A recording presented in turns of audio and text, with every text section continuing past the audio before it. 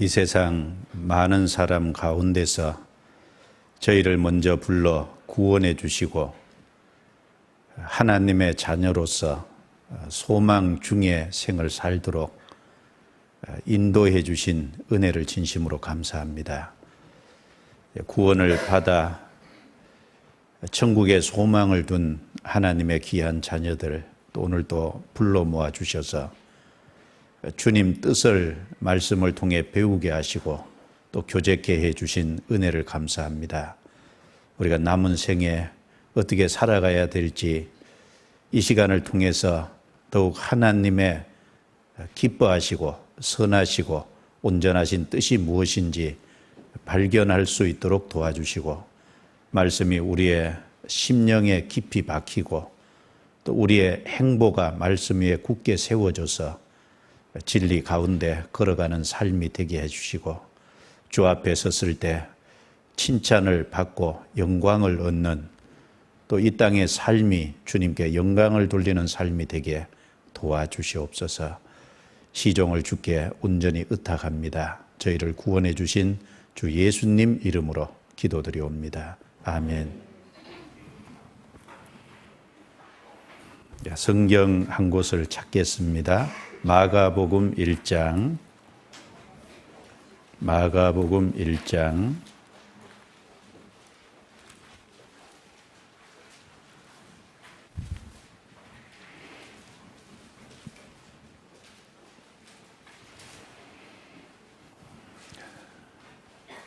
사복음서 중에 두 번째 복음서 마가복음 1장 35절부터 39절입니다.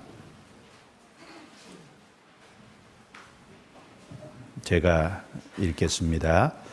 새벽 오히려 미명에 예수께서 일어나 나가 한적한 곳으로 가사 거기서 기도하시더니 시몬과 미크와 함께 있는 자들이 예수의 뒤를 따라가 만나서 가로되 모든 사람이 주를 찾나이다. 38절 39절은 같이 읽습니다. 이르시되 우리가 다른 가까운 마을들로 가자. 거기서도 전도하리니 내가 이를 위하여 왔노라 하시고 이에 온 갈릴리에 다니시며 저희 여러 해당에서 전도하시고 또 귀신들을 내어 쫓으시더라.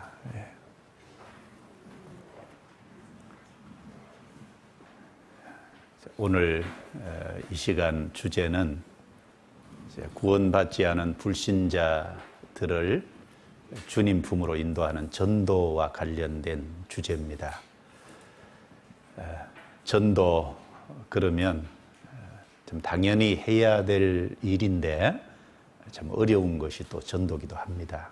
그래서 이 시간 성경 말씀을 통해 전도에 대해서 전도해야 될 이유 그리고 전도하는 사람의 마음가짐, 전도하는 방법 이런 것에 대해서 조금 짧은 시간이니까 필요한 대로 말씀을 좀 드려보도록 하겠습니다. 방금 읽은 말씀은 예수님 이 땅에 계실 때 공생의 기간 중에 예수님이 하신 말씀인데 이 마가복음 1장을 읽어보시면 예수님께서 가버나움 해당에서 말씀을 전하시고 그 가버나움 해당에서 말씀을 전하실 때 귀신 들린 자로 인해서 소란이 있었고 예수님이 그것을 고쳐주셨습니다. 그리고 거기를 나오셔서 베드로의 장모가 열병으로 앓아 누운 것을 고쳐주셨어요. 베드로의 집에 가셔서. 그리고 거기를 나오셔서 또 그날 하루 종일 늦은 시간까지 예수님 앞에 나오는 많은 사람들을 고쳐주셨습니다. 그리고 그 피곤한 하루를 보내시고 예수님은 다음 날 아침에 또 일찍 일어나셨어요. 참 예수님 부지런하시죠. 그래서 한적한 곳에 가서서 기도하셨습니다. 그런데 어제 많은 고침을 받은 사람들로 인해서 소문이 퍼졌고 그래서 많은 사람들이 예수님을 아침부터 찾게 됐어요. 그래서 제자들이 예수님 가 계신 곳에 가서 만나서 많은 사람들이 예수님을 찾습니다. 이렇게 말을 하니까 예수님께서 여기 38절에 이르시되 우리가 다른 가까운 마을들로 가자. 거기서도 전도하리니 내가 이를 위하여 왔노라 하시고 이에 온 갈릴리에 다니시며 저희 여러 회당에서 전도하시고 또 귀신들을 내어 쫓으시더라. 예수님은 그 가버나움뿐 아니라 온 갈릴리에 다니시면서 여러 회당에서 계속해서 전도하셨어요. 그리고 귀신들을 내어 쫓으셨습니다. 순서가 전도가 먼저예요? 귀신들을 내어 쫓는 게 먼저예요? 전도가 우선순위예요. 예수님은 전도하시는 것이 우선순위였습니다. 예수님이 귀신을 내어 쫓는다든지 병자를 고쳐주는 것은 우리 영혼 속에 이루어질 일을 예표로 보여주신 거예요. 예를 들면 귀신을 쫓아내는 것은 우리가 사탄의 권세에 제 종노릇 하고 있기 때문에 우리를 구원해서 그 사탄의 권세에서 건져주실 것에 대한 하나의 예표고, 병을 낫게 해주신 것도 우리가 이 땅에 죄의 병에 걸려서 종노릇하는 그곳에서 우리를 고쳐주실, 전부 우리 영혼에 이루어질 일을 예수님은 그 병을 고치시는 여러 가지 이적으로 보여주신 겁니다. 그러니까 예수님은 그걸 하시는 것이 목적이 아니에요. 저 중요한 것은 전도하는 것이 예수님의 아주 중요한 일이었습니다. 그래서 38절에 보시면 거기서도 전도하리니 내가 이를 위하여 왔노라. 이 말씀을 보면 예수님이 이 땅에 오신 목적이 무엇인지를 알 수 있죠. 예수님은 전도하시기 위해서 이 땅에 오셨어요.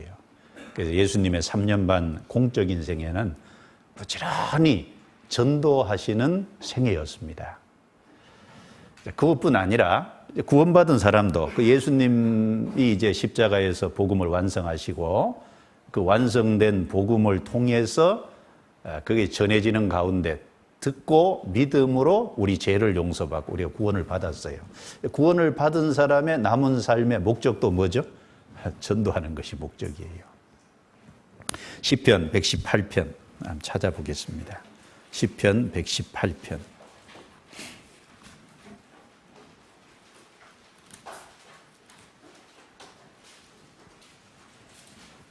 118편 14절부터 제가 읽겠습니다. 여호와는 나의 능력과 찬송이시요 또 나의 구원이 되셨도다. 의인의 장막에 기쁜 소리 구원의 소리가 있으며 여호와의 오른손이 권능을 베푸시며 여호와의 오른손이 높이 들렸으며 여호와의 오른손이 권능을 베푸시는도다. 17절은 같이 읽습니다. 내가 죽지 않고 살아서 여호와의 행사를 선포하리로다. 여기 14절부터 16절 말씀까지는 이 시편 기자가 하나님이 나의 구원이 되셨도다. 그리고 구원받은 사람이 모여있는 무리가 의인의 장막이죠. 구원받은 사람은 죄인의 신분에서 의인의 신분으로 바뀐 거고, 그 의인들이 모여있는 무리가 의인의 장막이잖아요. 지난번에 교회에 대해서 배웠는데 의인의 그 장막에 기쁜 소리, 구원의 소리가 있으며, 왜냐하면 하나님이 거기에 계시고 하나님의 오른손은 능력의 손이니까 거기에서 함께 하심으로 구원받는 역사가 계속 있게 도와주시는 거예요. 그 말씀을 하시면서 17절에 내가 죽지 않고 살아서, 죽지 않고 살아 있어야 될 이유가 뭐냐? 여호와의 행사를 선포하리로다.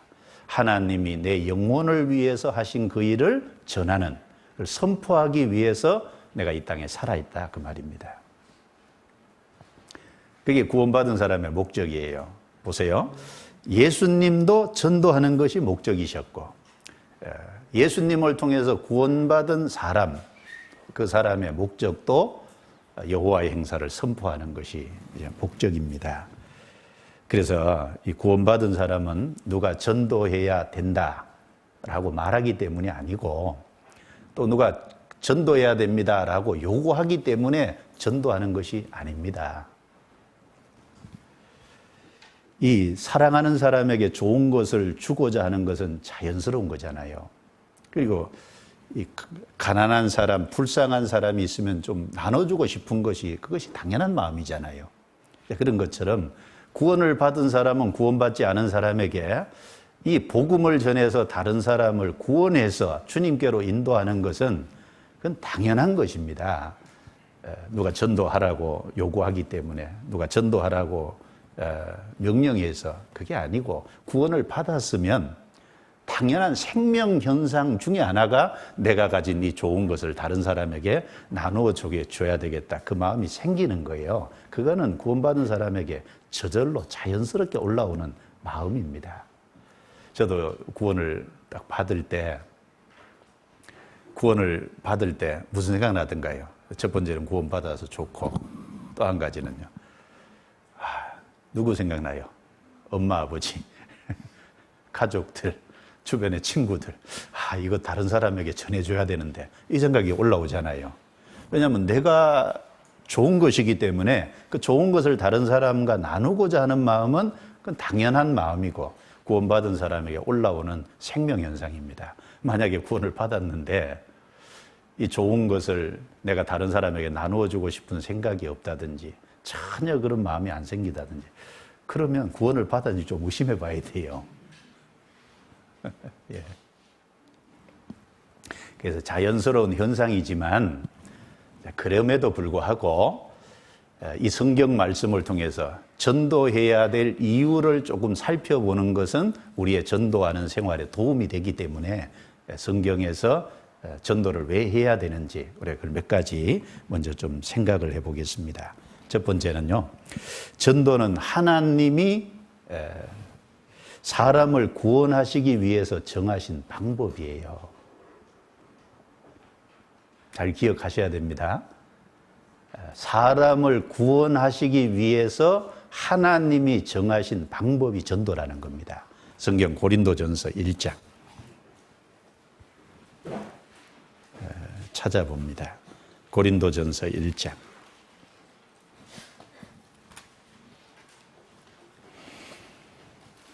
20절과 21절 말씀입니다.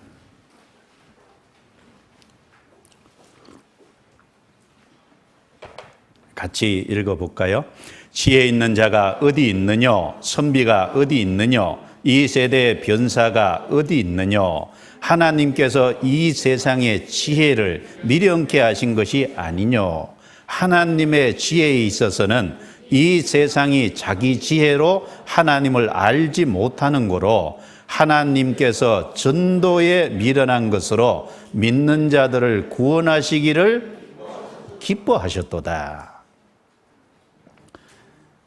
여기 이 세대의 변사가 어디 있느냐? 이 세대의 선비가 어디 있느냐? 여러분, 이 세상의 지식과 이 세상의 학문은 하나님을 알려주는 게 아니에요. 사실 진정한 지식과 진정한 지혜는 하나님과 관련된 거잖아요. 하나님을 모르면 이 세상의 근본을 모르잖아요. 이 아름다운 세상, 그리고 이 물질 세계, 그리고 이 사람, 이 모든 것이 어디서 왔는지 그 근본을 모르는 것이 무지한 겁니다. 그런데 그것에 대해서 사람이 스스로는 알 수 없다는 거예요. 그래서 21절에 하나님의 지혜에 있어서는, 이 하나님의 지혜가 뭘까요? 23절에 보시죠.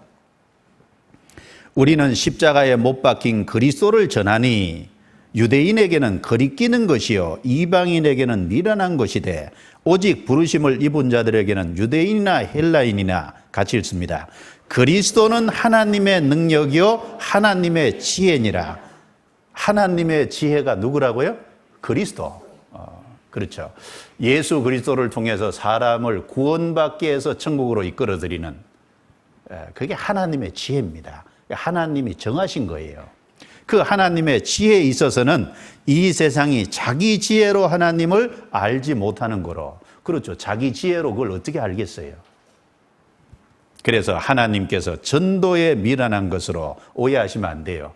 전도가 미련하다 그 말이 아니라 세상 사람들이 미련하게 보는 전도라는 방법으로 그 말이에요. 그렇죠. 하나님이 전도라는 방법을 정하셨는데 그게 세상 사람 볼 때는 참 미련한 거예요. 어리석어 보이는 거예요. 자기 믿는 내용을 옆에 사람에게 그걸 그대로 좀 권하고 좀 말씀 듣자고 하고 그리고 말씀을 또 전해가지고 그리고 구원받게 하고 이게 참 보면은 세상 사람 볼 때 어리석어 보이잖아요. 그래서 전도에 미련한 것으로 믿는 자들을 구원하시기를 기뻐하셨도다. 그러나 그게 하나님이 정하신 방법인데 어쩔 거예요. 예. 그래서 그 말씀을 전함으로 그 사실을 듣고 믿는 것으로 사람의 영혼을 구원하시기를 하나님이 기뻐하셨도다 그 말입니다. 하나님이 그렇게 정하신 거예요. 하나님이 그렇게 질서 속에서 하나님이 택하신 방법입니다. 그래서 이 고린도전서 1장 18절부터 31절까지 쭉 읽어보면요. 세상 사람들은 십자가에서 그리스도가 못 박혀서 사람들의 죄를 대신해서 짊어지고 모든 사람의 죄값을 갚아놨다. 대신 갚아주셨다. 그 십자가의 도를 통해서 하나님께 나아간다. 그것도 안 믿는 사람들은 미련하게 보잖아요. 그 십자가의 도를 전하면요. 사람들이 그까짓 거 웃어 넘기거든요.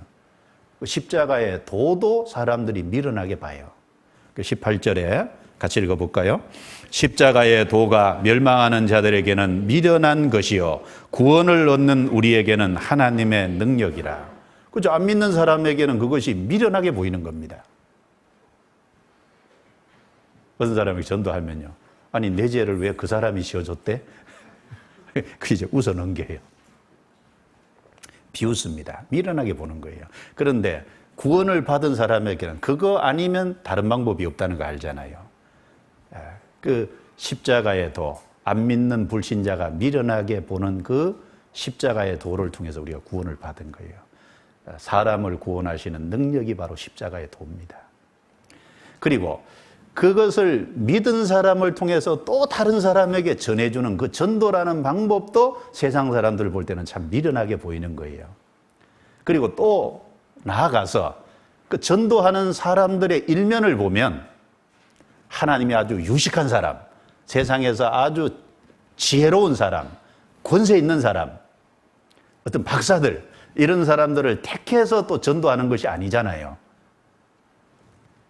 26절 제가 읽겠습니다. 형제들아 너희를 부르심을 보라. 육체를 따라 지혜 있는 자가 많지 아니하며 능한 자가 많지 아니하며 문벌 좋은 자가 많지 아니하도다. 그러나 하나님께서 세상에 미련한 것들을 택하사 지혜 있는 것들을 부끄럽게 하려 하시고 세상에 약한 것들을 택하사 강한 것들을 부끄럽게 하려 하시며 하나님께서 세상에 천한 것들과 멸시받는 것들과 없는 것들을 택하사 있는 것들을 폐하려 하시나니 같이 읽습니다. 이는 아무 육체라도 하나님 앞에서 자랑하지 못하게 하려 하심이라. 그리고 이 전도하는 사람들, 구원받은 사람들의 면면도 보면요. 참 잘난 게 없는 거예요. 지혜 있는 자가 있기는 있지만 많지 않고 능한 자가 있기는 있지만 많지 않고 문벌 좋은 자가 있기는 있지만 많지 않아요. 우리 교회 안에 구원받은 사람들 보면은 문벌 좋은 자가 있기는 있어요. 그런데 많지는 않아요. 능한 자가 세상으로 있기는 있는데 많지 않아요. 어떤 교회에요. 부자만 소복이 모여 있다. 그럴 수가 없어요. 그렇죠? 그럼 이 말이 안 맞잖아. 어떤 교회에 박사만 소복이 모여 있다. 그거 안 맞는 얘기잖아요. 많지 않다 그랬어요. 그럼 대부분은 어떤 사람들이냐? 세상에 미련한 것들, 세상에 약한 것들, 그리고 세상에 천한 것들, 멸시받는 것들, 없는 것들. 자, 우리는 미련한 것들이에요. 우리는 약한 것들입니다. 참 천한 것들. 것들이라니까 좀 그런 거예요. 멸시받는 것들, 없는 것들. 사실 구원받은 사람 몇면을 보면 별로 뛰어난 게 없거든요. 저도 제 자신을 보면은 뭐 내세울 게 없는 거예요. 예. 그런데 그런 사람들을 구원받게 해서 세상에 전도하잖아요. 왜 그렇게 하실까요? 이는 아무 육체라도 자랑치 못하게 함이니라. 왜 이렇게 하시냐면 하나님께 영광이 되도록 하기 위해서. 아시겠죠? 하나님은 사람에게 영광이 돌아가는 걸 원치 않습니다. 하나님의 능력으로 하나님께 영광이 돌아가도록 하기 위해서예요. 그럼 예수님이 저 로마 황제 가문에서 났어요? 이스라엘의 가난한 묵수 가정에 났어요? 저 로마 황제의 가문에서 난 게 아니에요. 그리고 이스라엘의 그 당대 헤롯 왕의 가문에서 난 것도 아닙니다. 저 가난한 아무도 알아주지 않는 묵수의 가정에서 났다고요. 그것만 봐도요, 하나님께서 가난한 사람, 겸손한 사람을 부르신다는 걸 알 수 있습니다. 그래서 십자가 자체도 세상 사람들이 볼 때 미련하고, 하나님이 정하신 전도라는 방법도 미련하고, 전하는 사람도 정말 초라한 사람들을 통해서 전도하는 것이 미련해 보이지만, 그런데 놀라운 것은 그걸 통해서 하신 하나님의 역사가 전 세계를 움직였잖아요. 자, 그렇게 하신 하나님의 역사가요, 인류 역사에 얼마나 큰 영향을 미쳤습니까? 교회 역사 가운데 이 주님이 행하신 십자가, 인류 역사 가운데 이 십자가가 미친 영향은 사실 상상할 수 없을 정도로 큽니다. 그거 다 인정하시죠? 안 믿는 사람도 그걸 인정하셔요. 그럼 왜 그렇게 될 수 있었습니까? 먼저 구원받은 사람들이요, 그리스도는 모든 사람에게 필요한 분이라는 것을 확신했어요. 그리고 그리스도가 하나님의 지혜고, 그리스도가 하나님의 능력이고, 그리고 하나님이 정하신 그 전도라는 방법이 하나님의 정하신 방법이라는 걸 믿고 순종했기 때문에 그렇게 큰 역사를 이루었던 겁니다. 지금도 마찬가지예요. 지금도 우리가 믿고 순종하면 그 주님의 능력을 볼 수 있어요. 그 주님의 역사를 경험할 수 있습니다. 그래서 전도는 사람을 구원하기 위해서 하나님이 정하신 방법입니다. 얼른 이렇게 생각할 수 있잖아요. 하나님이 직접 성경 이렇게 읽고 있으면 깨닫게 하시면 될 거 아니냐. 그런데 꼭 먼저 믿는 사람들을 통해서 그 사람을 또 보내서 전도하게 해서 그걸 듣고 믿게 구원받게끔 이렇게 순서를 정하냐. 하나님이 정하신 것인데 어쩔 거예요. 네. 성경 로마서 10장. 로마서 10장.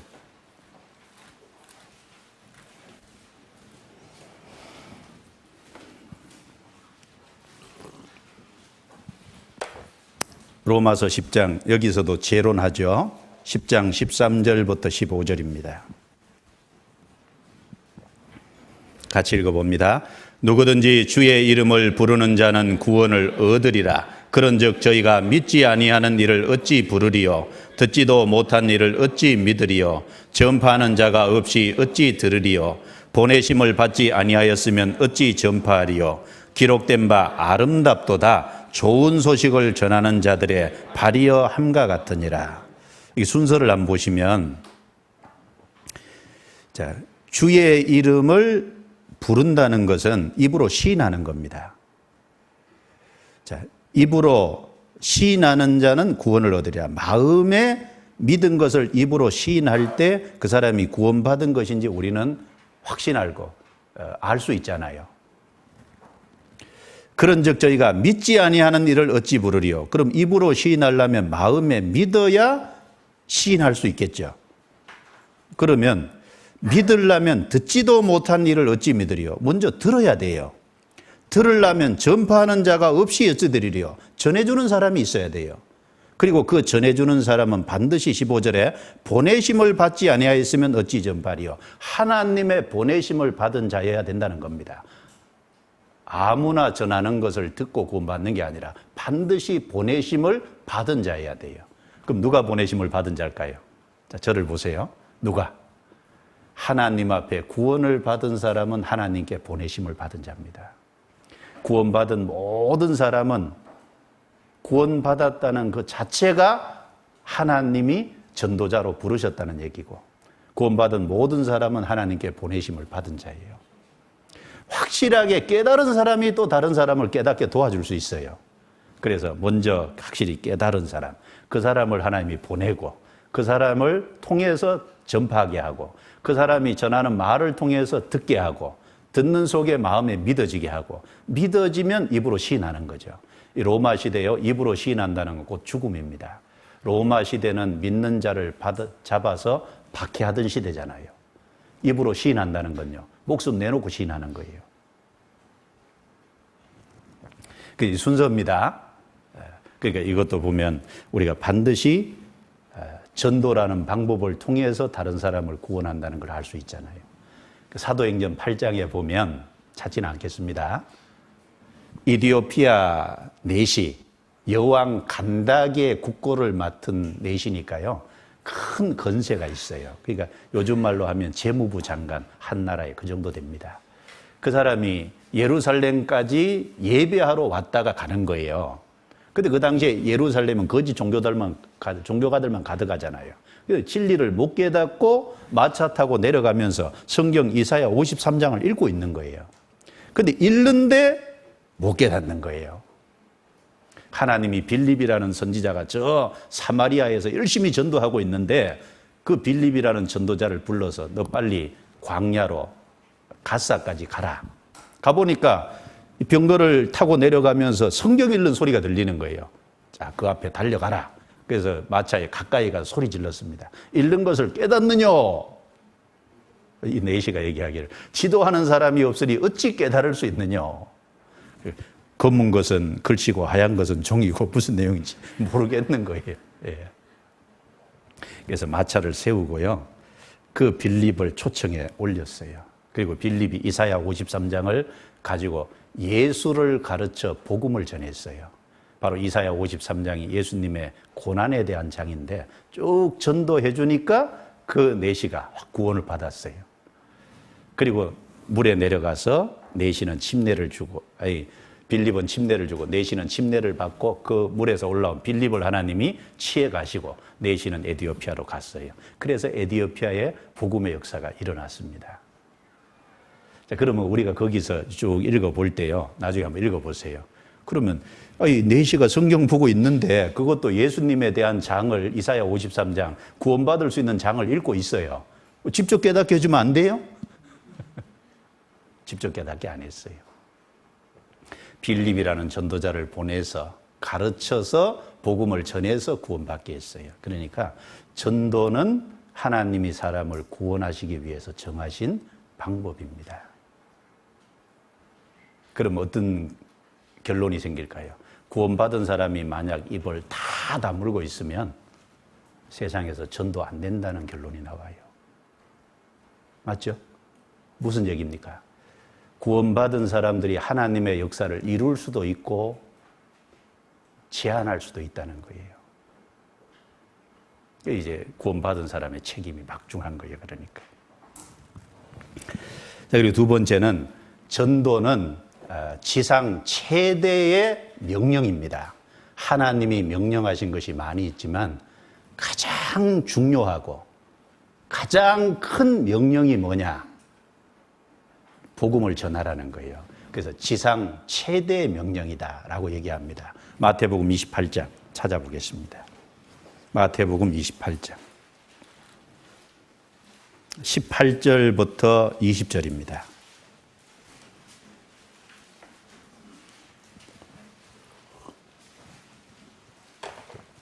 마태복음 28장 18절부터 20절, 예수님이 부활하신 이후에 11 제자에게 하신 말씀입니다. 18절부터 20절 같이 읽습니다. 예수께서 나와 일러 가라사대 하늘과 땅의 모든 권세를 내게 주셨으니 그러므로 너희는 가서 모든 족속으로 제자를 삼아 아버지와 아들과 성령의 이름으로 세례를 주고 내가 너에게 분부한 모든 것을 가르쳐 지키게 하라. 볼지어다 내가 세상 끝날까지 너희와 항상 함께 있으리라 하시니라. 부활하신 주님께서 예수님의 제자들에게 19절부터 보시면 그러므로 너희는 가서, 여기 너희는 1차적으로 11제자입니다.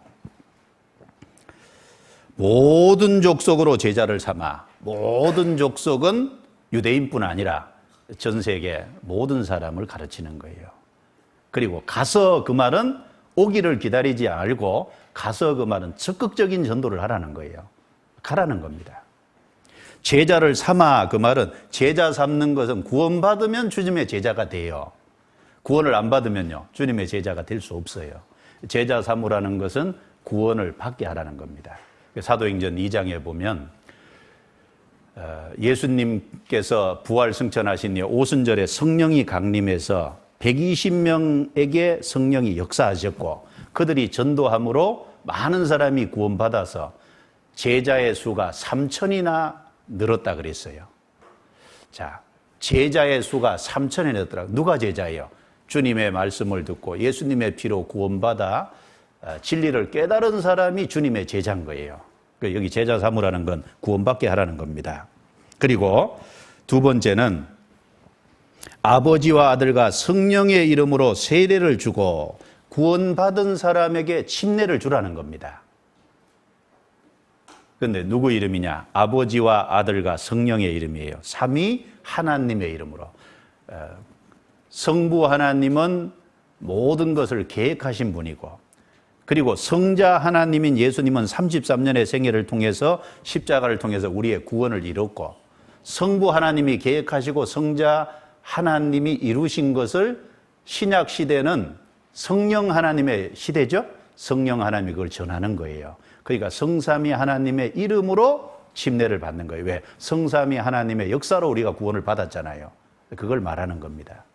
그래서 침례를 주고 세례를 주고, 그러면 물속에 들어가는 건 뭐예요? 주님이 죽을 때 나도 함께 죽었다고. 물에서 올라오는 건 주님이 부활하신 것처럼 나도 이제 부활의 새 생명을 입고 옛사람은 죽고 이제 새 사람으로서 삶을 산다는 것을 하나님과 사람 앞에 신앙 고백하는 거잖아요. 그래서 반드시 구원을 받았으면 침례 받으셔야 됩니다. 그리고 세 번째는 내가 너에게 분부한 모든 것을 가르쳐 지키게 하라. 내가 너에게 분부한 모든 것은 하나님의 말씀이에요. 구원받은 사람이 이제 순종해야 될 말씀이 많아요. 그 말씀을 이제 계속해서 가르쳐서 그걸 순종하는 삶을 살아가도록 하라고 했어요. 그래서 구원받게 하고, 그 다음에 침례받게 하고, 그 다음에 순종하는 삶을 살게 하고, 그렇게 하라는 겁니다. 그러면서 볼지어다 내가 세상 끝날까지, 같이 읽어볼까요? 너희와 항상 함께 있으리라 하시니라. 그럼 세상 끝날까지 11제자가 살아있어요? 아니죠. 그럼 여기 너희는 누구예요? 여기 너희는 11제자뿐 아니라 신약시대에 구원받은 모든 성도들을 다 포함하는 거예요. 세상 끝날까지, 그 말은 그 안에 우리도 포함돼요, 안 돼요? 우리도 포함되잖아요. 그래서 1차적으로는 11제자고, 그리고 넓게는 신약시대에 구원받은 모든 성도들, 세상 끝날까지 성령이 같이 계셔요. 이것을 명령하셨다는 겁니다. 언제요? 예수님이 죽으시고 부활하시고 승천하시기 전에 이것을 제자들에게 명령하시고 올라가신 거예요. 승천하셨습니다. 그래서 주님이 명령하신 지상 최고의 명령입니다. 그런데 이거 누구의 명령이냐면 18절을 보시죠.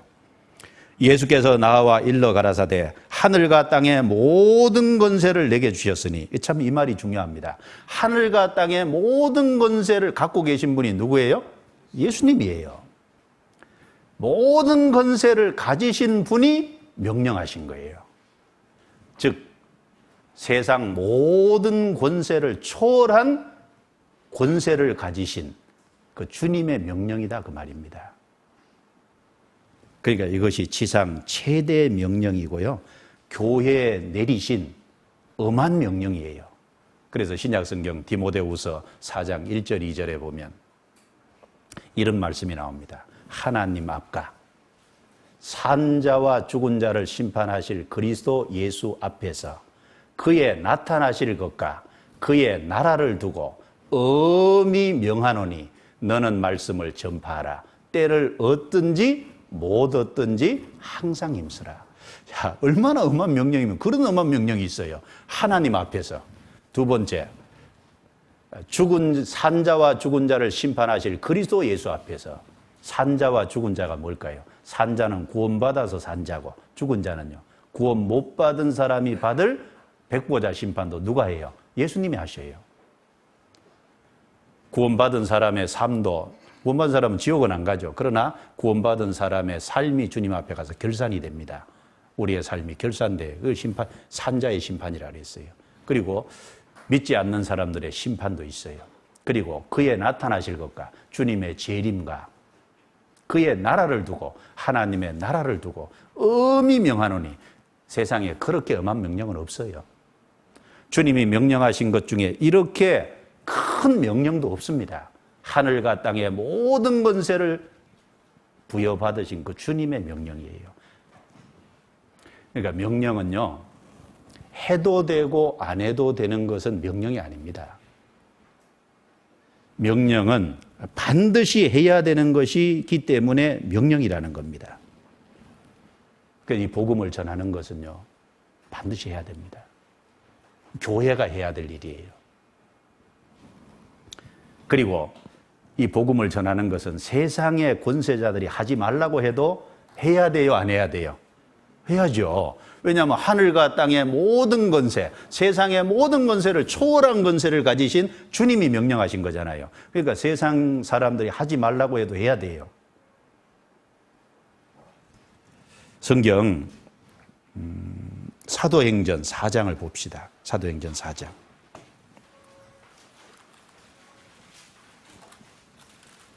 사도행전 4장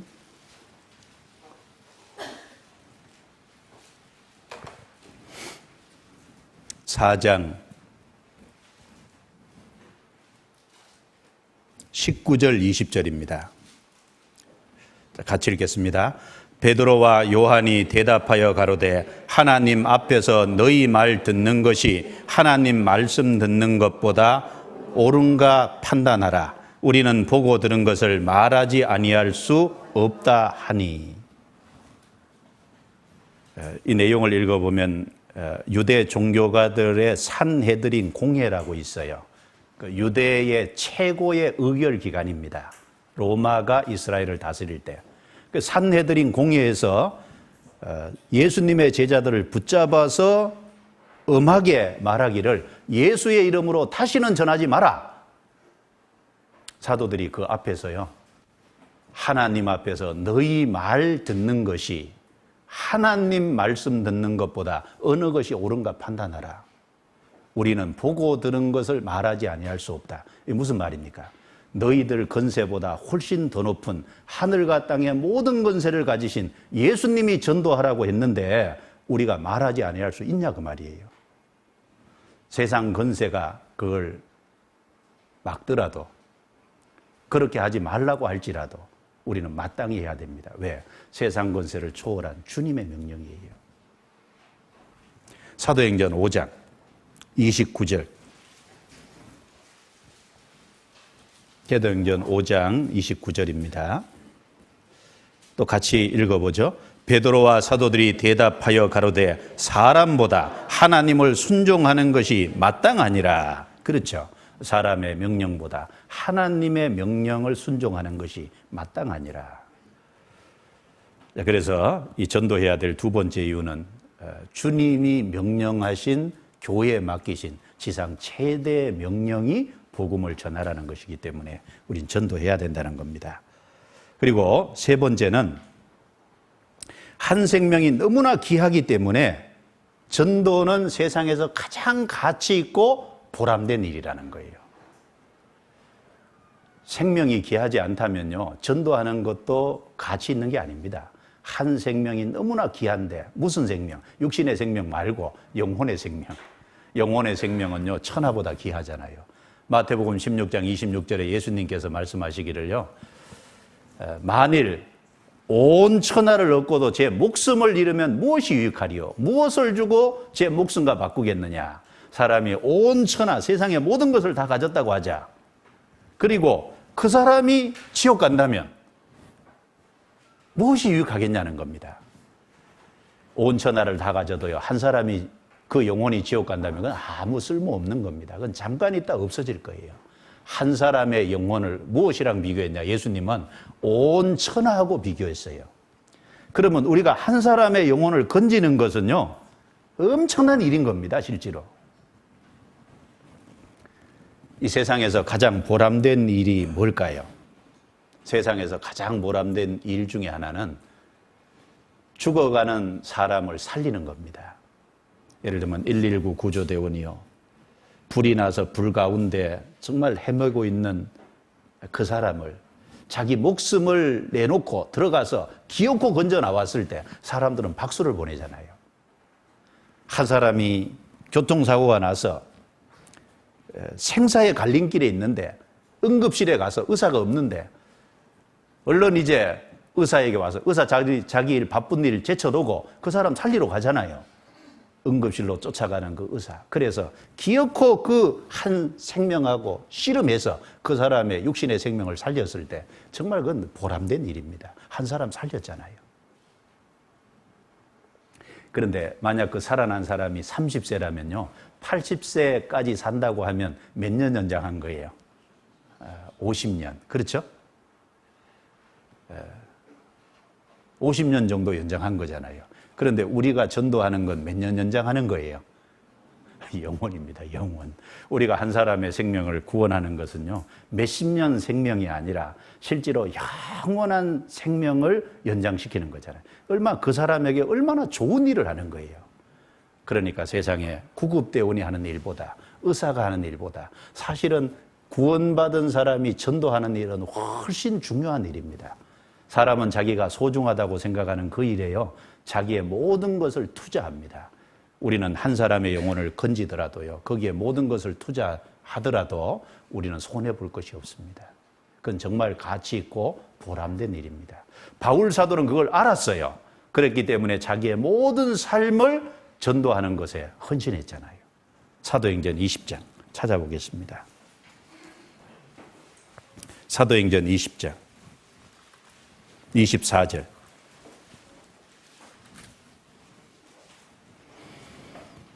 (20장 24절) 같이 읽겠습니다. 나의 달려갈 길과 주 예수께 받은 사명 곧 하나님의 은혜의 복음 증거하는 일을 마치려 하면은 나의 생명을 조금도 귀한 것으로 여기지 아니하노라. 이 바울 사도의 고백이거든요. 그 앞에 쭉 읽어보시면 예루살렘에 올라가면 환난과 결박이 자기를 기다리고 있다는 걸 알아요.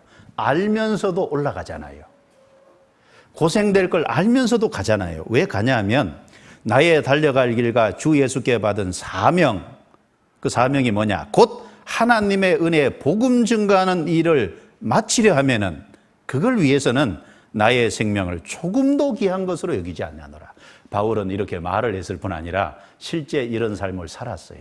그리고 그렇게 살다가 마지막 로마에서 순교당했잖아요. 목 잘려 죽는 거기까지 갔습니다. 그런데 이건 정말 귀한 일입니다. 왜요? 영원한 생명을 주는 길이기 때문에. 자, 그리고 네 번째, 이 전도는 비싼 대가를 지불해서 값을 주고 사놓은 영혼들을 거두어 드리는 일이에요. 먼저 예수님이 십자가에 죽어서 모든 사람의 죄를 위해서 형벌을 받고 예수님의 피를 흘렸잖아요. 그 예수님의 피는 모든 사람에 대한 죄값이잖아요. 요한복음 1장 29절에 보라 세상 죄를 지고 가는 하나님의 어린 양이로다. 요한복음 3장 16절에 하나님이 세상을 이처럼 사랑하사 독생자를 주셨으니 이는 저를 믿는 자마다 멸망치 않고 영생을 얻게 독생자를 주셨잖아요. 하나밖에 없는 귀한 독생자를 우리 영혼을 구원하는 일을 위해서 내어주셨어요. 그 예수님이 피값이, 예수님이 우리 대신 형벌을 받은 그것 때문에 우리가 구원을 받았어요. 주님이 값을 다 지불해 놨어요. 주님이 이미 값을 다 지불해 놓은 그것을 우리가 거두어 드리잖아요. 우리는 뭐 하는 사람일까요? 거두어 드리는 사람이에요. 요한복음 4장 찾아보겠습니다. 요한복음 4장.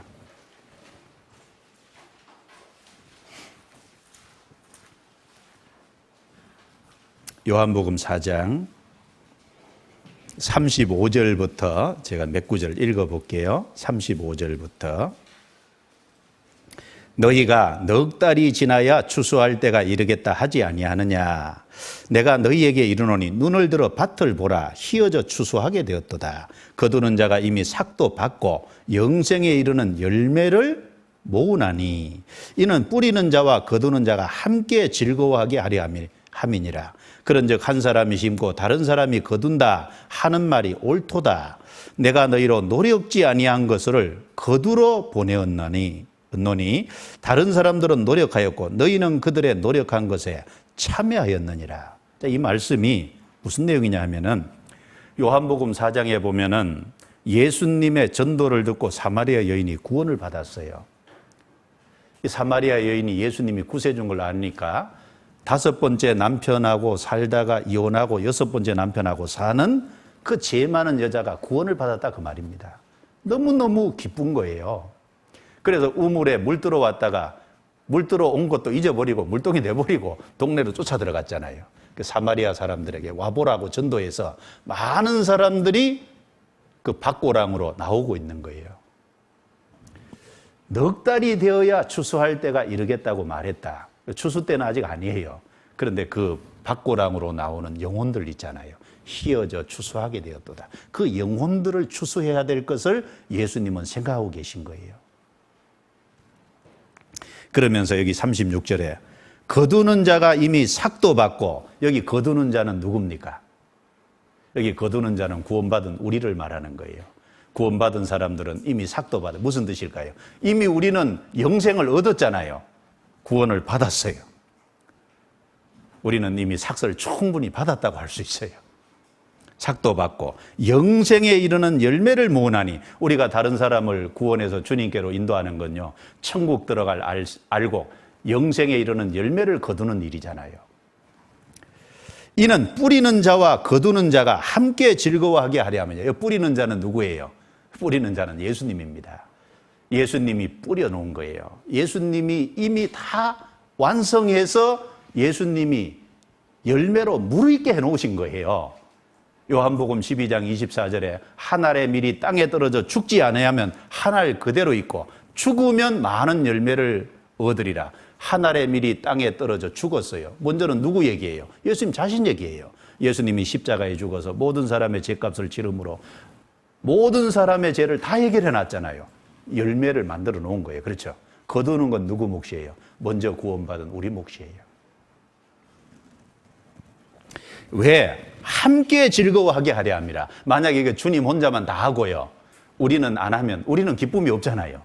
우리가 그걸 거둠으로써 같이 주님의 기쁨에 동참하게 하도록 하기 위해서. 그런즉 한 사람이 심고 다른 사람이 거둔다 하는 말이 옳도다. 그렇죠. 주님은 심고 우리는 거둬요. 38절 내가 너희로 노력지 아니한 것을 거두러 보내었나니 다른 사람들은 노력하였고 너희는 그들의 노력한 것에 참여하였느니라. 사실 이 이뤄진 영혼들을 건지는 건 우리가 노력한 게 아니잖아요. 우리는 거두는 거예요. 그럼 노력은 누가 했어요? 노력한 자들 복수죠. 예수님이 오시기까지 구약시대 이스라엘 역사 속에 예수님이 오시기까지 예수님이 구세주로 오시는 무대가 준비되기 위해서 노력한 많은 앞선 믿음의 선진들이 있었어요. 그리고 예수님이 또 십자가에 죽었습니다. 그 노력한 거죠. 그런데 우리는 그 노력한 것에 참여하는 겁니다. 그래서 이미 값이 다 지불돼서 주님이 열매가 되게 만들어 놨는데 우리는 그것을 거두는 일을 하는 거예요. 그렇죠? 그 영혼들을 거두는. 그런데 거두는 것도 싫다 하면 되겠어요? 자, 농사 짓는 걸 한번 봅시다.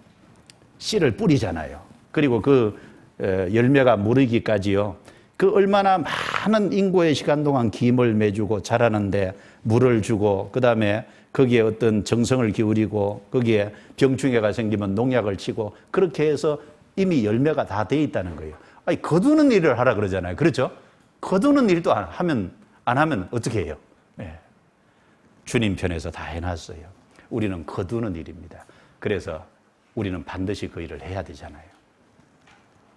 그리고 또 전도는 우리를 구원해 주신 하나님께 최고의 기쁨과 영광을 돌려드리는 일입니다. 제가 한번 여쭤볼게요. 우리를 구원하신 주님에게 기쁨을 돌려드리기를 원하세요? 원치 않으세요? 우리를 구원해 주신 주님께 은혜를 보답하기를 원하세요? 원치 않으세요? 원하죠. 그러면 주님이 제일 기뻐하는 일이 뭘까요? 우리를 구원하시는 주님이 제일 기뻐하는 일이요, 한 사람의 영혼이 구원받고 돌아오는 일을 제일 기뻐하세요. 그러면 우리가 다른 영혼을 건질 때 주님이 제일 기뻐한다는 거잖아요. 우리가 다른 영혼을 건짐으로 하나님을 기쁘게 할 수 있다는 것도 참 놀라운 일입니다. 누가복음 15장 찾아보죠. 누가복음 15장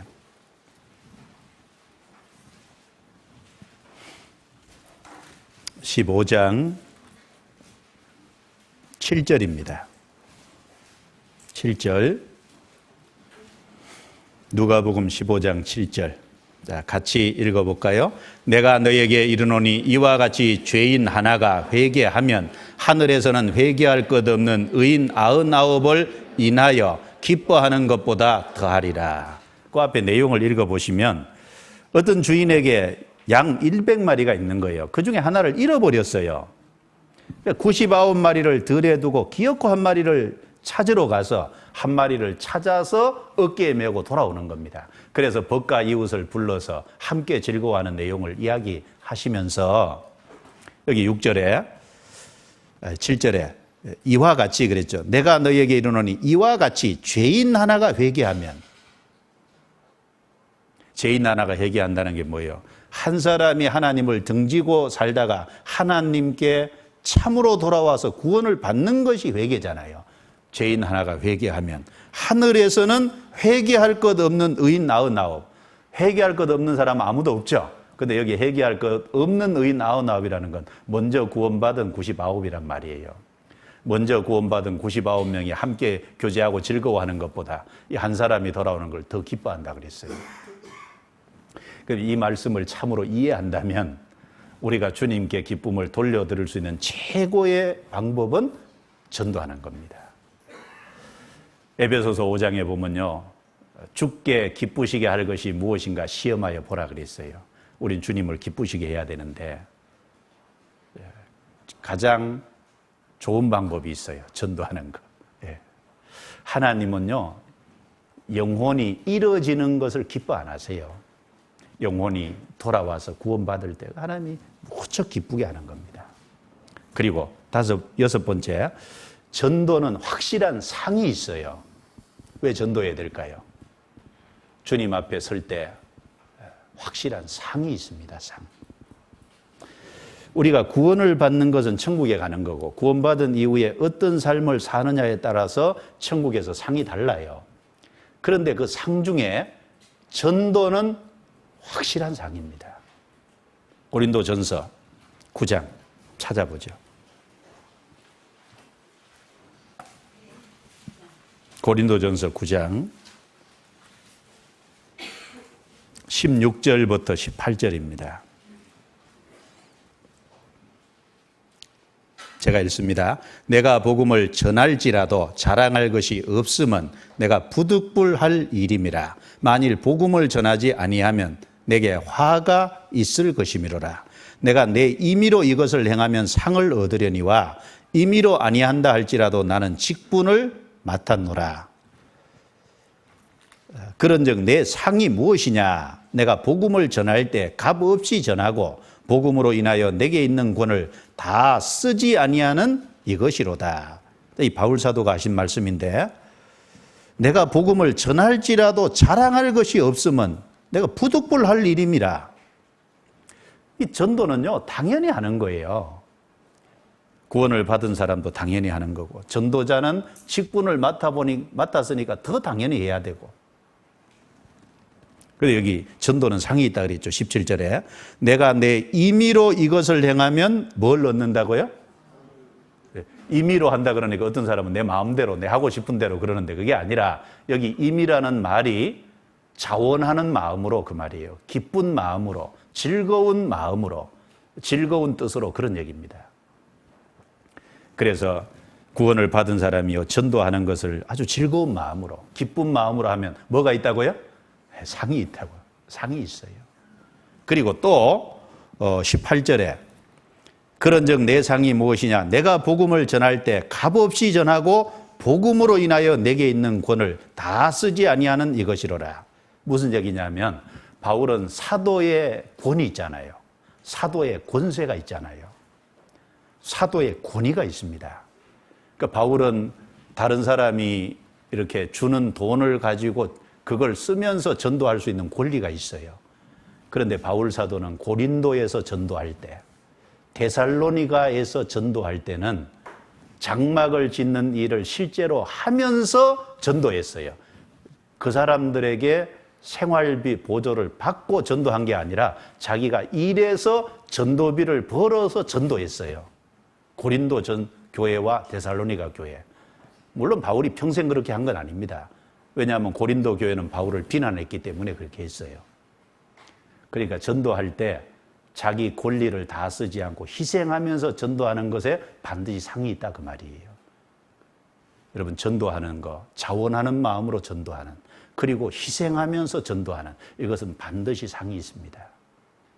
성경 다니엘서 12장 찾아보겠습니다. 다니엘서 12장 구약 성경입니다.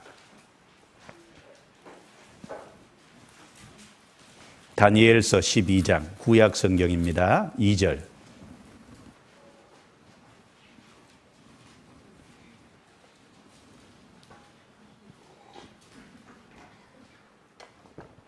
자, 12장 2절을 제가 읽습니다. 땅의 티끌 가운데서 자는 자 중에 많이 깨어 부활하여 그 말이죠.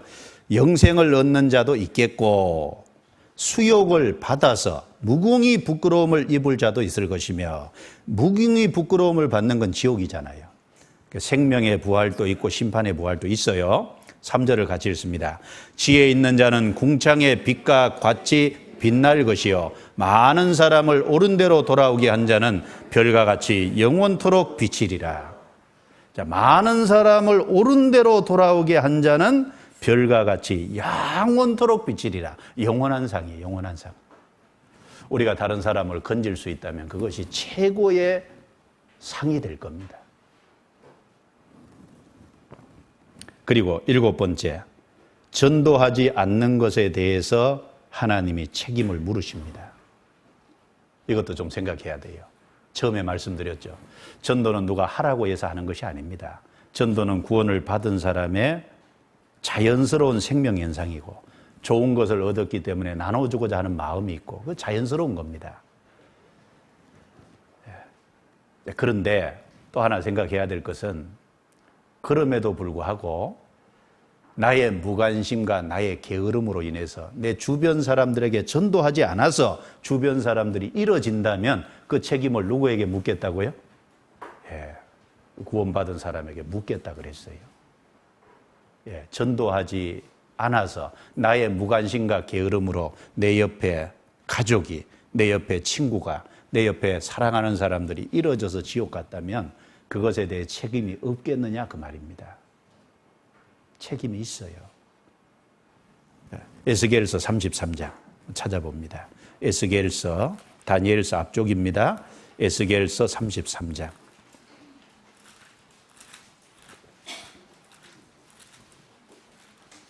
33장 7절부터 9절.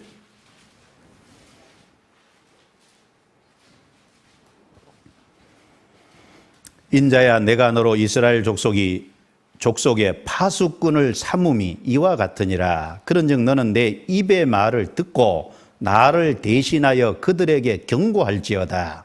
가령 내가 악인에게 이르기를 악인아 너는 정령 죽으리라 하였다 하자. 내가 그 악인에게 말로 경고하여 그 길에서 떠나게 아니하면 그 악인은 자기 죄악 중에서 죽으려니와 내가 그 피를 내 손에서 찾으리라. 그러나 너는 악인에게 경고하여 돌이켜 그 길에서 떠나라고 하되 그가 돌이켜 그 길에서 떠나지 아니하면 그는 자기의 죄악 중에서 죽으려니와 너는 내 생명을 보존하리라. 물론 이 말씀은 구원받은 사람이 지옥 간다 그 말이 아니에요. 구원받은 사람은 이 세상의 파수꾼입니다. 전쟁 중에 파수꾼은 중요하죠. 적이 쳐들어오면 그것을 알리는 경고에 전가를 하는 사람이잖아요. 우리는 이 세상 사람들이 지옥으로 향해 가고 있다는 것을 일깨우는 파수꾼이잖아요. 그 길을 가면 그냥 죽는다는 걸 가르쳐주는 파수꾼이잖아요. 우리에게 그 일을 맡겼어요. 그런데 나의 무관심과 나의 게으름으로 만약에 내 주변의 사람들이 이뤄진다면 하나님께서 그 책임을 묻겠다 그 말입니다. 틀림없이 에스겔에게 그 책임을 묻겠다 그랬죠? 그러면은 구원받은 사람의 그 책임을 안 물으시겠어요?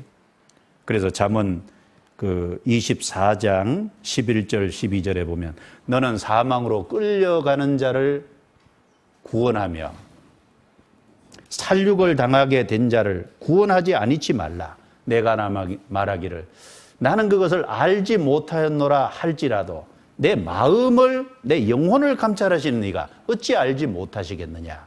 하나님은 아셔요. 핑계댈 수 없습니다. 그래서 전도해야 되는 건 전도하지 않는 것에 대해 우리에게 책임을 물으신다는 이유가 있기 때문에 또 전도해야 됩니다. 그리고 제일 중요한 이유가 뭐겠어요? 지옥이 실제로 있다는 사실 때문이에요. 만약에 지옥이 없다면요, 전도 안 해도 돼요.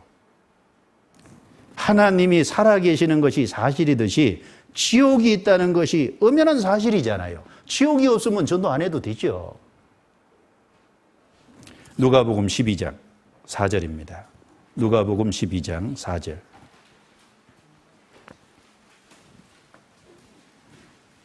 (4절) (5절입니다) 이 말씀 같이 읽어볼까요? 내가 내 친구 너희에게 말하노니 몸을 죽이고 그 후에는 능히 더 못하는 자들을 두려워하지 말라. 마땅히 두려워할 자를 내가 너희에게 보이리니 곧 죽인 후에 또한 지옥에 던져넣는 권세 있는 그를 두려워하라. 내가 참으로 너희에게 이르노니 그를 두려워하라. 자, 곧 죽인 후에 지옥에 던져넣는 권세 있는 그를 두려워하라. 하나님이 살아계시고 지옥도 실제하고 결국은 끝까지 그리스도를 거부하고 죽으면 지옥에 던져넣는다. 그게 사실이기 때문에 우리는 전도합니다. 그래서 7가지 정도 말씀을 드렸습니다. 전도해야 되는 이유, 물론 우리가 구원받으면 자연스러운 생명현상이지만 이 세상에 바쁘게 살아가다 보면요, 그 당연한 것을 뒤로 하고 사는 경우가 참 많아요. 마음이 무뎌지고. 그럴 때마다 이 전도해야 되는 이유를 좀 일깨우면 마음속에 일깨우면 틀림없이 더 힘을 내서 전도할 수 있을 거라고 생각합니다. 그리고 복음을 전하는 사람의 마음 자세를 3가지만 이야기하겠습니다. 첫 번째는 이뤄진 영혼을 진실로 사랑하고 불쌍히 여겨야 돼요. 왜 전도합니까? 실제로 불쌍한 거예요. 저도 이제 전도하다 보면 앞에 사람이 끝까지 대적하는 사람이 있거든요. 전도받는 사람이 끝까지 반론을 제기하고 끝까지 악한 말을 하고, 그런데 그런 것을 보면 한쪽에서는 속상한데 한쪽에서는 불쌍하잖아요.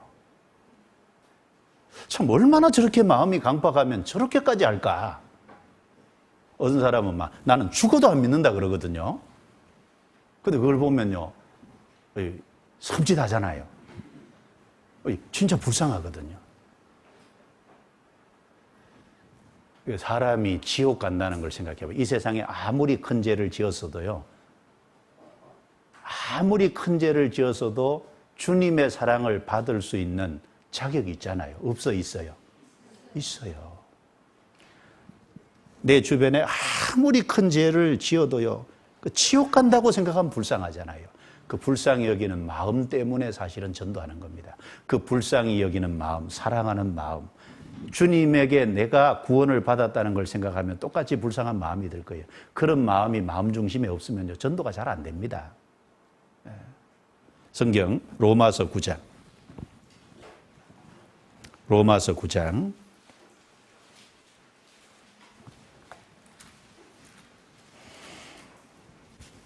바울 사도는 이런 마음을 가졌어요. 이 바울 사도의 마음을 조금 이해해 보면 좋겠습니다.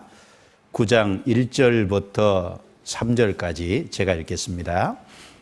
내가 그리스도 안에서 참말을 하고 거짓말을 아니하노라. 내게 큰 근심이 있는 것과 마음에 그치지 않는 고통이 있는 것을 내 양심이 성령 안에서 나로 더불어 증거하노니 나의 형제 곧 고륙의 친척을 위하여 같이 읽습니다. 내 자신이 저주를 받아 그리스도에게서 끊어질지라도 원하는 바로라. 바울 사도의 마음은요, 이 유대인 동족들이 계속 거스리니까 이 동족들이 구원을 받는다면 자기는 그리스도에게서 끊어지면 지옥이잖아요. 자기가 대신 지옥 가도 좋겠다는 마음을 가졌어요. 그럴 정도로 동족을 불쌍히 생각하고 안타깝게 생각하는 그 마음이 마음 중심에 있었습니다. 전도하는 것은 이뤄진 영혼들을 진심으로 불쌍히 여기는 마음이 있어야 돼요. 그래야 전도 가능합니다. 그 다음에 두 번째는 전도에 대한 사명감이 있어야 돼요. 내가 정말 구원을 받았다는 건 주님이 나에게 전도할 사명을 맡기신 거다라고 하는 믿음이 있고 확신이 있어야 되거든요. 요한복음 20장 넘겨보겠습니다. 요한복음 20장.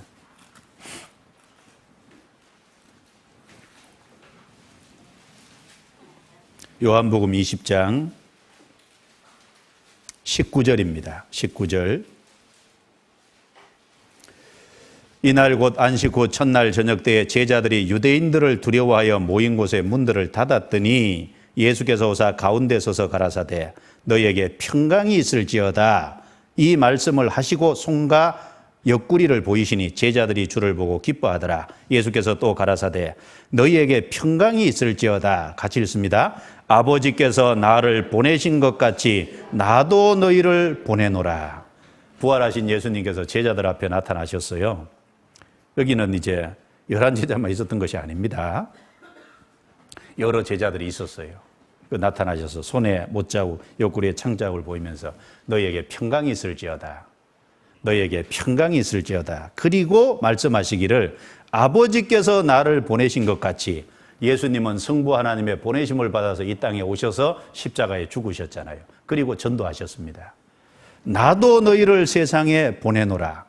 나도 너희를 보내노라. 그럼 여기 예수님을 통해서 영혼의 평강을 얻은 구원을 받은 사람들은 다 세상에 보내심을 받은 사람 맞죠? 구원 안 받은 사람 제외하고 구원 받은 사람은 다 포함되잖아요. 그러니까 주님이 나를 구원해서 이 땅에 두신 것은 또 다른 사람에게 전도하기 위해서 나를 이 땅에 두셨다고 하는 전도에 대한 사명감이 마음에 자리 잡아야 돼요. 전도는요, 앞에 있는 설교자만 하는 것이 아닙니다. 전무자만 하는 것이 아니에요. 그리고 전도할 때 중요한 것 한 가지는 두려워하지 말아야 됩니다. 두려움이 있으면 전도가 어려울 거예요. 그래서 마태복음 10장에 예수님이 제자들을 둘씩 짝지어 보내면서 전도의 지침서로 주신 내용에 보면 핵심 중에 하나가 뭐냐면 겁내지 말라는 겁니다. 왜냐하면 사람은 두려워할 수 있기 때문에 두려워하지 말라고 하신 거예요. 두려워하지 않는다면 두려워하지 말라고 하실 이유가 없겠죠. 마태복음 10장입니다. 찾아보죠. 마태복음 10장.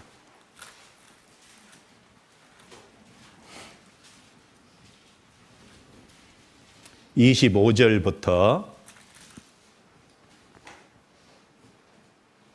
24절부터 제가 읽어볼게요. 여기 두려워하지 말라는 말이 몇 번 나오는지 한번 보십시오. 제자가 그 선생보다 또는 종이 그 상전보다 높지 못하나니 제자가 그 선생 같고 종이 그 상전 같으면 조카도다. 집 주인을 바알세불이라 하였거든 하물며 그 집 사람들이랴. 그런즉 저희를 두려워하지 말라. 감추인 것이 드러나지 않을 것이 없고 숨은 것이 알려지지 않을 것이 없느니라. 내가 너희에게 어두운 데서 이르는 것을 광명한 데서 말하며 너희가 귀 속으로 듣는 것을 집 위에서 전파하라. 몸은 죽여도 영혼은 능히 죽이지 못하는 자들을 두려워하지 말고 오직 몸과 영혼을 능히 지옥에 멸하시는 자를 두려워하라. 참새 2마리가 한 아사리온에 팔리는 것이 아니냐. 그러나 너희 아버지께서 허락지 아니하시면 그 하나라도 땅에 떨어지지 아니하리라. 너희에게는 머리털까지 다 세신 바 되었나니 두려워하지 말라. 너희는 많은 참새보다 귀하니라. 여기 하나님은 두려워하라 그랬죠. 그런데 사람은 두려워하지 말라 그랬어요. 몇 번요? 3번. 3번이나 반복해서 26절에도 두려워하지 말라. 28절에도 두려워하지 말고 31절에도 두려워하지 말라. 전도하려면요, 담대함이 있어야 돼요. 담대함이 있을 때 힘있게 전도할 수 있을 거예요. 사람을 두려워하면 올무에 걸리게 되거니와 여호와를 의지하는 자는 안전하리라고 하셨어요. 어떤 분은요, 아버지가 두려워서, 어떤 분은 어머니가 두려워서, 어떤 분은 형제가 두려워서, 어떤 분은 옆에 사람이 두려워서 전도 못해요. 그거는 정말 인간적인 겁니다. 그 두려움을 뭘로 극복해야 되냐? 주님을 향한 믿음으로 극복해야 돼요. 그럼 주님의 말씀을 묵상하고 주님의 말씀을 마음속에 채우면 주님이 지켜주세요. 걱정하지 말고. 예, 그래서 두려워하지 말고 담대하게 전해야 될 겁니다. 그리고 전도 방법입니다. 자, 전도 방법을 몇 가지 좀 생각을 해보면, 첫 번째는 전도할 때, 신앙이 어릴 때는요, 와, 보라, 이렇게 말하면 돼요. 그렇죠. 옆에서 전도하는데 누가 자꾸 뭘 물어요. 그럼 대답을 해줄 수 있어요, 없어요? 없잖아요. 아직 준비가 안 됐는데. 그래서 와보라 그러면 돼요. 집회에 가봅시다. 상담하러 갑시다. 예? 교회 가봅시다. 성경 배워봅시다. 그러면 되잖아요. 자기가 억지로 설명하려고 하면 듣는 사람도 힘들고 말하려는 사람도 힘들고, 모르는 건 모른다고 해야지 모르는 걸 아는 것처럼 얘기하면 안 되잖아요. 예? 아이고, 나 다른 건 몰라도 구원받은 건 확실한데 다른 건 잘 모르겠다고. 예? 모르는 건 모른다 그러면 되죠. 와보라고 하면 돼요. 그런데 이제 구원받고 나서 한 달이 지나고 1년이 지나고 2년이 지나고 시간이 지나면요, 대답할 것을 준비하셔야 돼요. 그렇죠? 이제 성경을 배워가면서 다른 사람이 대답하면 그걸 어떻게, 성경엔 답이 다 있잖아요. 그래서 대답할 것을 준비하면서 대답해 가면서 이제 전도해야 돼요. 그럼 찾아볼까요?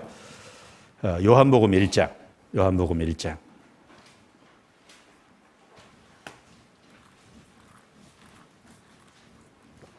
요한복음 1장 45절 46절입니다.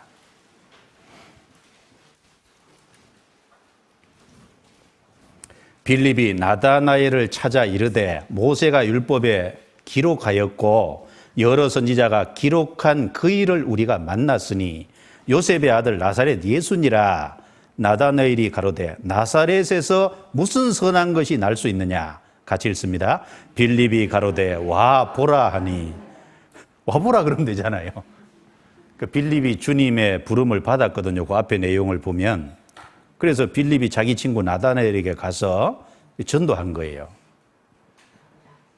전도했더니 이 나다나엘이 말할 때 나사렛 예수라 그러니까 나사렛에서 무슨 선한 것이 날 수 있느냐.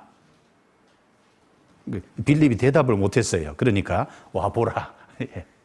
얼마나 좋아요. 와보라. 요한복음 4장 28절 29절 같이 읽겠습니다. 여자가 물동이를 버려두고 동네에 들어가서 사람들에게 이르되 나의 행한 모든 일을 내게 말한 사람을 와 보라. 이는 그리스도가 아니냐. 이 구원을 받은 사마리아 여인도요, 예수님에 대해서 자세히 설명해 줄 수 있는 재능이 아직 없잖아요. 그래서 내가 한 모든 일을 내게 고한 사람을 와서 보라. 와 보라. 그런데 이제 시간이 지나면 준비해야죠. 디모데 베드로전서 3장입니다. 15절. 처음에는 와보라 이렇게 전도하시고 시간이 지나가면 성경을 배우는 가운데 차곡차곡 채워지고 또 자기가 아는 만큼 전해줄 수 있을 거예요. 15절. 15절 베드로전서 3장 15절 같이 읽습니다. 너희 마음에 그리스도를 주로 삼아 거룩하게 하고 너희 속에 있는 소망에 관한 이유를 묻는 자에게는 대답할 것을 항상 예비하되 온유와 두려움으로 하고 선한 양심을 가지라 됐습니다. 우리 마음에 주님을 주인으로 삼아 구원받은 사람의 주인으로 와 계시죠. 근데 주인으로 대접하는 건 좀 달라요. 와 계실 뿐 아니라 주인으로 존중하고 주님을 앞세우고 주님을 주인답게 내 삶에 앞장 세워야죠. 주로 삼아 거룩하게 하고 너희 속에 있는 소망에 관한 이유를 묻는 자에게 우리가 반듯하게 살아가면 믿음 생활하면 주변의 사람들이요 물어오잖아요. 왜 그렇게 사냐고. 어려움과 힘든 일이 있어도 천국의 소망이기 때문에 얼굴을 밝게 하고 살면요. 아니 그렇게 어려운데 어떻게 즐거울 수가 있냐고 물어오잖아요. 그러니까 대답할 것을 항상 예비하되 예비하라 그랬잖아요. 그래서 구원받고 신앙이 지나면은 대답할 것을 준비하는 것이 당연한 겁니다. 그래서 자기의 아는 만큼 전해주면 될 거예요. 그리고 두 번째는 평소에 전도해야 됩니다. 평소에 전도해야지 전도 집회 할 때만 전도하면 안 돼요. 그래서 평소에 항상 평상시에 전도하는 것이 습관이 되도록 이렇게 하는 것이 마땅할 겁니다. 찾지 않겠습니다. 에스겔서 2장 3절부터 5절 말씀해 보면 듣든지 아니 듣든지 그러면 들어도 얘기하고 안 들어도 얘기하면 뭐예요? 항상이죠. 그 다음에 디모데후서 4장 2절에는 때를 얻든지 못 얻든지 그러면 때를 얻었다고 생각할 때 하고 못 얻었다고 생각할 때 하면 항상이죠. 그러니까 전도는 평상시 하는 겁니다. 그래서 저를 보세요. 그렇다고요. 한 사람 붙잡고였고 에덴 농산부터 시작해서 노아 홍수, 이스라엘 역사 막 한꺼번에 다 얘기하면 사람이 질린다고요. 그렇게 하면 안 돼요. 그렇게 하지 말고 한마디씩, 그렇죠? 한마디씩 이렇게 던져서 에덴 농산이 사실이라고 하는데 그거 생각해 봤냐고. 노아 홍수 사건이 물심판 받은 게 그 사실인데 노아 방주까지 있더라. 그거 한번 생각해 봤냐고. 그 사람의 영혼이 있다고 하는데 죽은 건너편에 영혼이라는 것이 남는데 그거 한번 생각해 봤냐고. 이렇게 자꾸 생각할 수 있도록요. 생각할 수 있도록 던지고 또 기다려주고. 그런데 막 처음부터 끝까지 전도 집회 하는 것처럼 자기가 다 설명하려고 하면 질려서 도망갑니다. 그렇게 하지 마시고 지혜롭게 이렇게 전도해야 될 거예요. 평소에. 그리고 세 번째는 생활에 모본을 보여야 됩니다. 말하는 만큼 말과 행동의 본이 돼야 돼요. 마태복음 5장 찾아봅니다. 생활의 본으로서 전도하는 겁니다. 마태복음 5장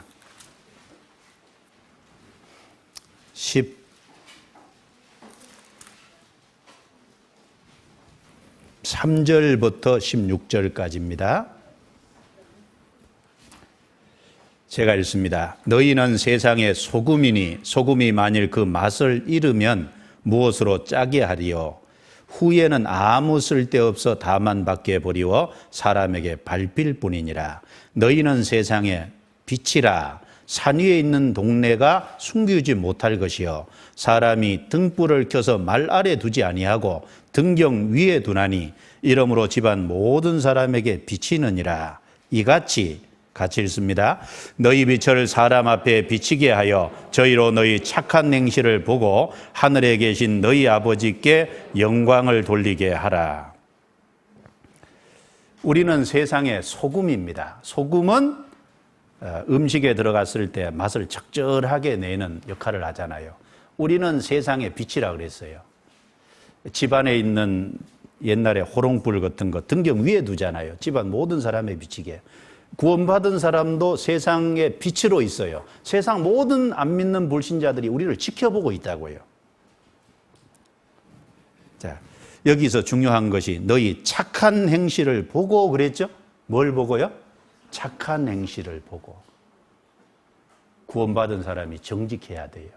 구원받은 사람이 성실해야 돼요. 구원받은 사람이 특징이 뭐죠? 이기적이 아니고 다른 사람에게 나누어 주는 이타적인 삶을 살아야 돼요. 사람들을 배려하는, 그래서 정직하게 살고 성실하게 살고, 그리고 이 땅에 소망을 두지 않고 하늘에 정말 소망을 두고 사는 사람답게 살고, 그리고 이 세상 것은 다른 사람을 위해서 나누어줘서 주님께 인도하는 너그러운 마음을 갖고 살 때 그게 착한 행실이잖아요. 그 착한 행실은 다른 사람에게 저 사람이 믿는 것이 참이구나라는 것을 느끼게 합니다. 우리가 아무리 말을 잘해도요, 우리의 삶이 그렇지 못한다면 그 사람들은 우리의 말만 듣기를 원하는 게 아닙니다. 우리의 삶을 보고 있거든요. 그리고 우리의 본이 삶이 따라가지 않는다면 그것도 실망을 줄 겁니다. 결국 말은 잘하지만 별반 다를 것이 없네요. 그렇게 생각할 거예요. 그래서 우리의 삶의 본, 착한 행실, 그것이 다른 사람을 하나님께로 인도하는, 전도하는 데 꼭 필요하다는 걸 생각하셔야 될 겁니다. 그리고 네 번째는 희생이 있어야 됩니다. 전도하는 것은 우리 자신의 희생이 필요합니다. 예수님도 한 알의 밀알처럼 죽어서 많은 열매를 맺었잖아요. 우리가 다른 사람 전도하려면 어떻게 해야 될까요? 가야 되잖아요. 가는 건 희생이죠. 다른 사람에게 베풀어야죠. 베푸는 것은 내가 가질 것을 다른 사람에게 나누어 준다는 건 희생입니다. 내 입장을 생각하는 것보다 전도하기 위해서 다른 사람의 입장을 먼저 고려하는 건 그건 희생이죠. 그래서 이제 작은 것부터 희생하지 않으면요, 전도하기가 어려운 겁니다. 그래서 친구를 사귀라. 그런데 뭘로 사귀냐? 재물로 사귀라. 말씀 들으러 오게 하려면 저녁도 좀 사줘야 되고, 그렇죠? 그리고 선물도 좀 필요하고, 선물은 사람의 마음을 너그럽게 한다 그러니까 비싼 선물 말고요. 어떤 분은 전도하는데, 야, 이번 전도 집회 일주일 들으면 100만 원 줄게. 그런데 너무 과도하게 하면요, 나중에 자기가 지칩니다. 아시겠죠? 그런 거 지혜롭지 못한 거고, 작은 선물에도 정성이 담긴 거 있잖아요. 그 정성이 담긴 그런 것들을 줘서 이렇게 다른 사람을 주님께로 인도하는 게 필요합니다. 우리가 구원을 받은 것은 거저 받았어요. 주님이 희생으로 우리가 거저 받았어요. 그런데 이 복음이 우리에게까지 오는 동안에 많은 사람의 희생이 지불됐잖아요. 그건 인정하시죠? 그렇다면 우리도 다른 사람에게 전해주는 그 복음은 공짜예요. 그런데 그 복음을 옮기는 수고는 필요하잖아요. 그래서 우리도 그 희생을 해야 된다는 겁니다. 희생으로 전도합니다. 그리고 다섯 번째는 성령의 능력을 의지해야 합니다. 뭐냐면 전도는 내 희생과 수고와 노력만 가지고 되는 게 아니에요. 전도는 반드시 하나님의 도움이 있어야 구원을 받습니다. 내가 구원시킬 수 있는 게 아니에요. 하나님이 구원해 주시는 거예요. 그러면 우리가 전도하려면 반드시 뭘 해야 되겠죠? 기도해야 됩니다. 하나님의 능력을 의지해야 돼요. 그래서 고린도전서 2장 찾아보겠습니다. 고린도전서 2장.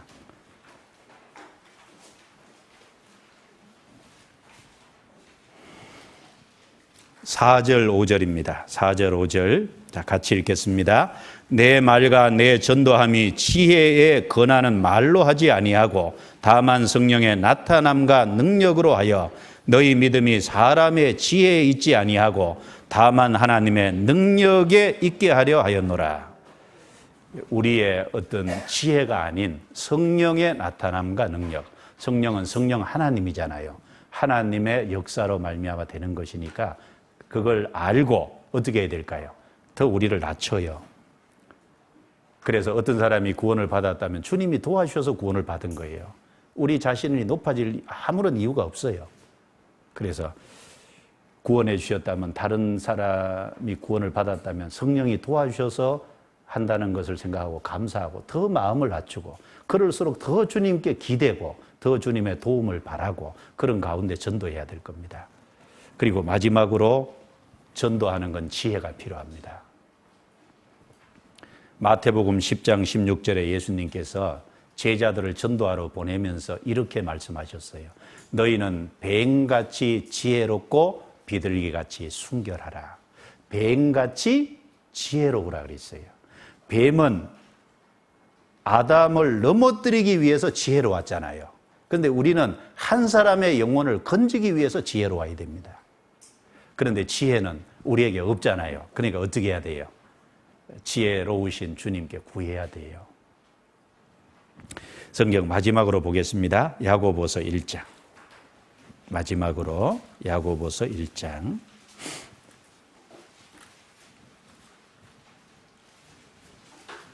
1장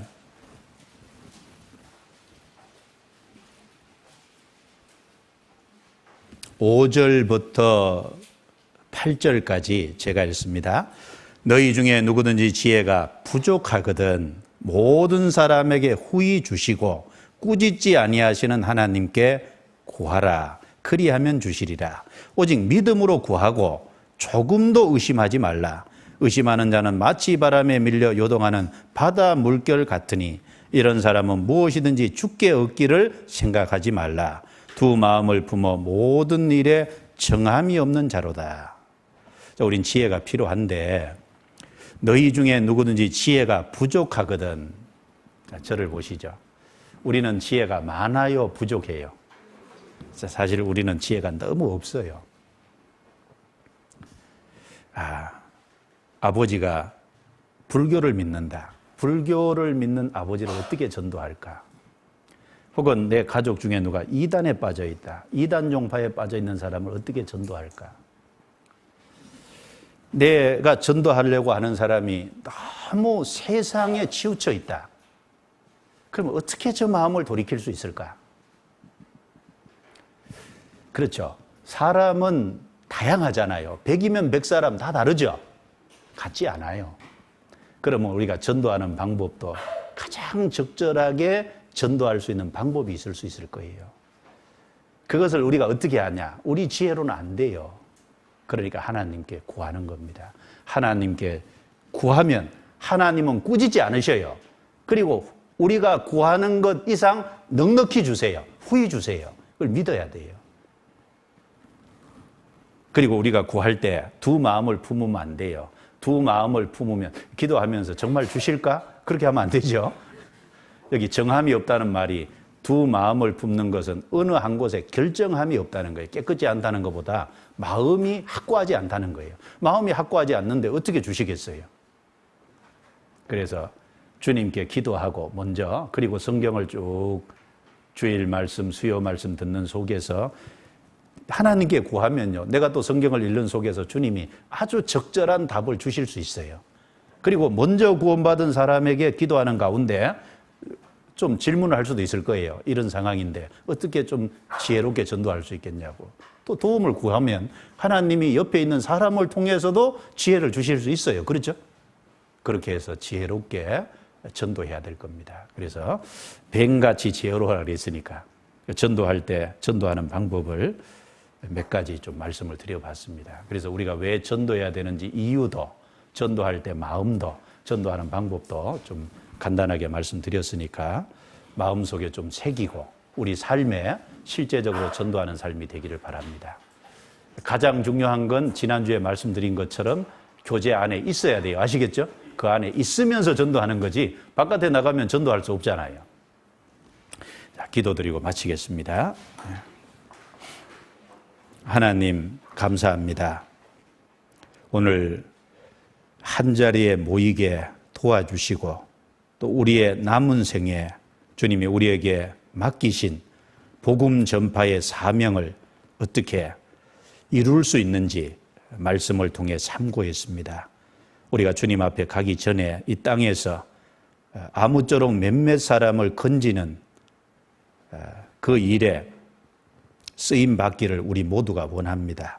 아직 우리가 주변에 구원받지 못한 가족들, 또 친척들, 이웃들, 또 직장의 동료들, 우리가 아는 친구들, 우리가 주님 앞에 그들을 인도하기 위해서 우리의 신앙이 든든히 세워지게 도와주시고 또 그들에게 전도할 수 있는 기회를 얻어서 전도함으로 그들이 구원을 받고 돌아옴으로 하나님께 영광이 되고 우리에게는 기쁨이 되며 주 앞에 섰을 때 상을 얻는 값진 생애가 되도록 도와주시옵소서.